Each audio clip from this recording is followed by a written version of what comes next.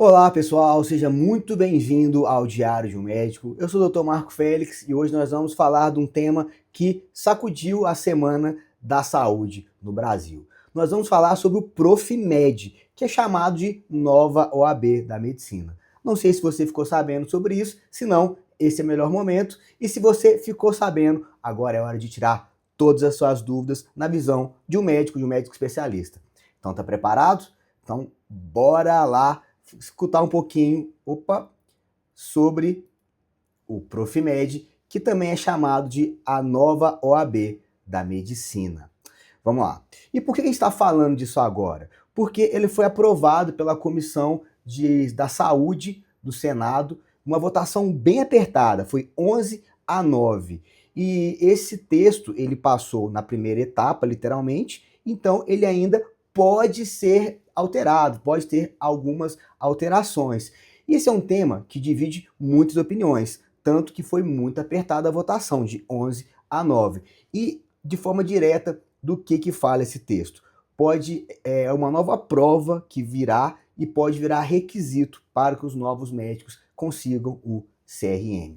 Vamos lá que você vai saber a minha opinião sobre isso. Vou falar um pouquinho sobre a linha do tempo da medicina, né? Desde muito tempo, né, nós, o Brasil, tentamos criar mecanismos para fiscalizar não só as instituições, mas também os médicos, né? Então, lembrando que como que a carreira médica funciona? A educação médica ela inicia-se com 6 anos de medicina e depois disso, teoricamente, o médico está autorizado a ter o seu CRM, que é dado pelo Conselho Federal de Medicina.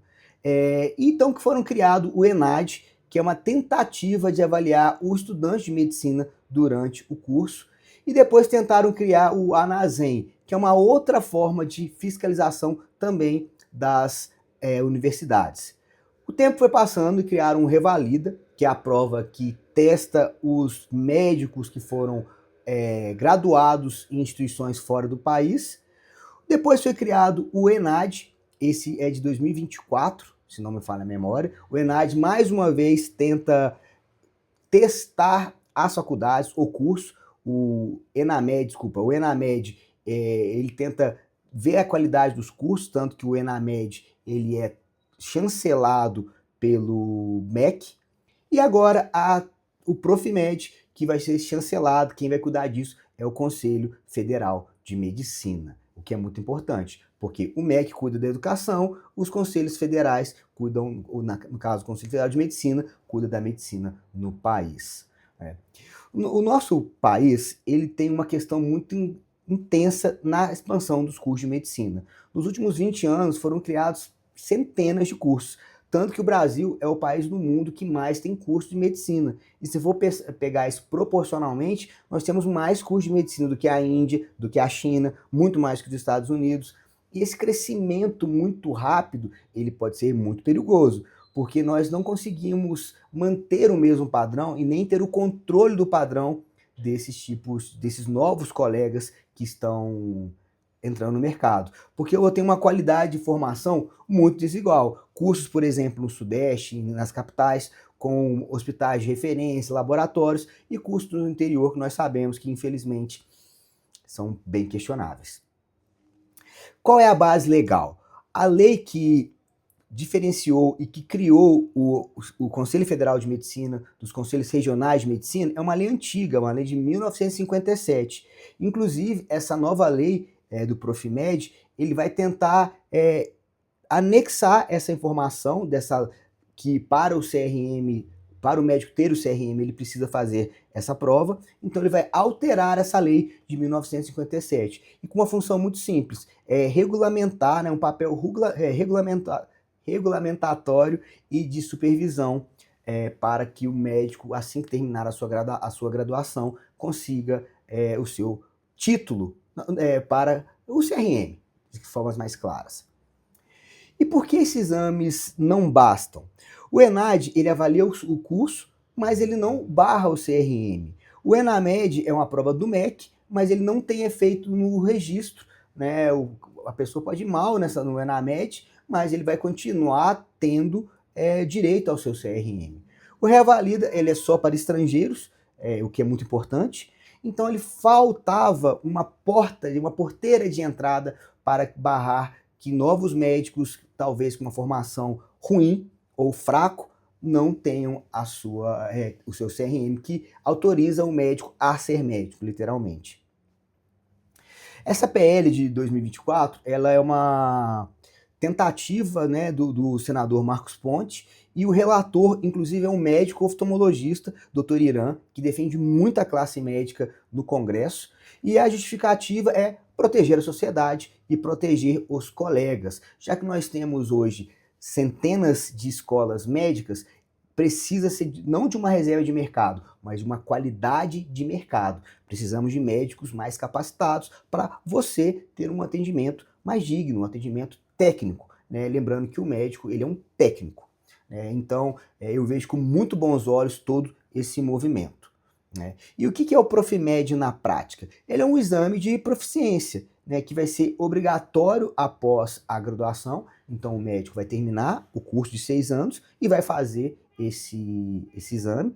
Lembrando que quem organiza o Profimed vai ser o Conselho Federal de Medicina e vai ser obrigatório para você ter o seu CRM. E ele vai ser aplicado tanto em médicos formados no Brasil quanto no exterior. Então quem está no exterior, teoricamente, faria o Revalida e depois faria o Profimed também. O que a prova pretende avaliar? Conhecimentos médicos em geral, né, com a base fundamental da medicina, com habilidades clínicas e de raciocínio, condutas éticas e profissionais e com foco em competências, não decoreba. Teoricamente é o que fala o texto, né, que nós estamos vendo aí, né? Agora a gente precisa aguardar os próximos passos. Lembrando que esse texto ele passou, teoricamente, na primeira votação, de novo, uma votação muito apertada, então ele ainda vai voltar para o Senado, vai passar na Câmara, volta para o Senado, então ele pode sofrer dezenas de modificações ainda, né? E quem será obrigado a fazer, principalmente nesse momento de transição? Principalmente os recém-formados. Os antigos, como eu, por exemplo, tendem a ficar isentos, pelo menos no texto que está agora. E os diplomados no interior também, né? E necessidade de regras de transição justas. Então, eu acredito que essas regras de transição ainda vão ser mudadas, vão ter um período de vacância, né? É um período de implementação, mas eu vejo com muito bons olhos tudo isso aqui. E quem que vai organizar isso? Como eu te falei, o Conselho Federal de Medicina, ele que vai organizar tudo isso. Vão ser 2 vezes por ano, até que geralmente, né, eu formei numa turma do meio do ano, então geralmente temos 2 turmas formando num ano, né? E quem aplica, né? O Conselho Federal, ele pensa, e quem aciona, quem faz são os conselhos regionais, né? Em comparação com o ENAMED, que testa as instituições, então as instituições que são ensinos, então quem cuida é o MEC, né? E em que pé está esse projeto? Né? Ele está no Senado, ele teve a primeira votação no Senado, então ele passa para a Câmara, tem alguma mudança ou não, volta para o Senado, né? Aí sim ele vira lei vigente. Quer dizer que ainda temos uma caminhada, mas eu vejo com muito bons olhos, é uma caminhada importante para a sociedade. Vamos falar um pouquinho de argumentos a favor. Por que é tão importante isso? Primeiro, segurança do paciente, né? Garantindo uma qualidade mínima dos novos colegas que estão na praça. E principalmente tentar manter um padrão mínimo nacional, com uma uniformização da competência profissional. Com isso, nós vamos criar uma pressão nos cursos de baixa qualidade, né? Com certeza vai ter uma lista depois das melhores universidades e das piores, né? Então, os pais, por exemplo, vão querer colocar os filhos, você vai querer ingressar numa universidade que você sabe que tem uma baixa qualidade. Então, com isso, vai ter uma transparência maior para a sociedade, principalmente pelaquela instituição que está formando bons médicos. Isso é muito bom. Então, quando teoricamente você for atendido, você vai ter mais convicção que o médico passou por mais crivos. Lembrando que hoje o médico, assim que ele termina, na maioria das vezes, ele faz uma prova de residência, que eu vou falar sobre isso daqui a pouquinho. E quais são as críticas e preocupações, né, que talvez essa votação apertada tenha gerado? Primeiro, é um risco de corporativismo, né? Um controle excessivo dos conselhos profissionais. Eu já vejo isso como positivo, já que nós temos um grande conselho, que é o Conselho Federal de Medicina, com os conselhos regionais atuando. Eu acho importante ter essa organização. Então, você sabe em quem bater, você sabe em quem questionar. Mesmo o Conselho Federal de Medicina sendo muito... Não queria falar sobre isso, mas sabemos que o Conselho Federal de Medicina cometeu graves deslizes aí nos últimos anos aí. Com foco no filtro final, não na raiz do problema. Então, essa é uma grande crítica, porque eu estou medindo, na verdade, é o conhecimento do aluno. Eu não estou questionando a forma que esse aluno está aprendendo. Quer dizer, eu não estou pensando na instituição, estou pensando no aluno final. Então, esse é uma grande crítica, né? E eu posso estar gerando uma grande desigualdade entre os estudantes, né? Porque nós sabemos que é mais uma prova, é mais um desafio, são mais anos de estudos e, infelizmente, se o jogo for assim, eu vejo como muito bom. Impactos emocionais e financeiros para recém-formados, né? Então, teoricamente, você ficou 6 anos numa faculdade, não passou, não vai trabalhar. Mas, infelizmente, se o jogo é assim, se é assim, então, como é que tem um ditado que fala? O jogo é jogado, lambaria é pescado? Mas sim, existe essa crítica que nós não devemos deixar de pensar. E qual que vai ser o impacto na vida de um estudante? Então vai ter uma nova etapa, né? Uma nova prova depois que ele formar, né? Então ele vai ter que ter uma preparação específica e um tempo até conseguir o CRM, né? Então possíveis ganhos de segurança e confiança. Lembrando que o médico hoje, ele é um clínico, e, na maioria das vezes, ele quer fazer uma residência médica ou uma especialização médica, né? E o que significa isso? São mais anos de estudo. Vou falar da minha formação. Eu fiz o curso de medicina durante 6 anos, depois eu passei numa especialização em uma residência médica em oftalmologia, tá até aqui o meu quadrinho, certificado, em oftalmologia, que foram 3 anos. Depois eu estudei mais 2 anos de glaucoma, totalizando 5 anos de oftalmologia e mais 6 anos de medicina, né? Então é um tempinho, né, até você teoricamente começar a trabalhar de forma plena, né?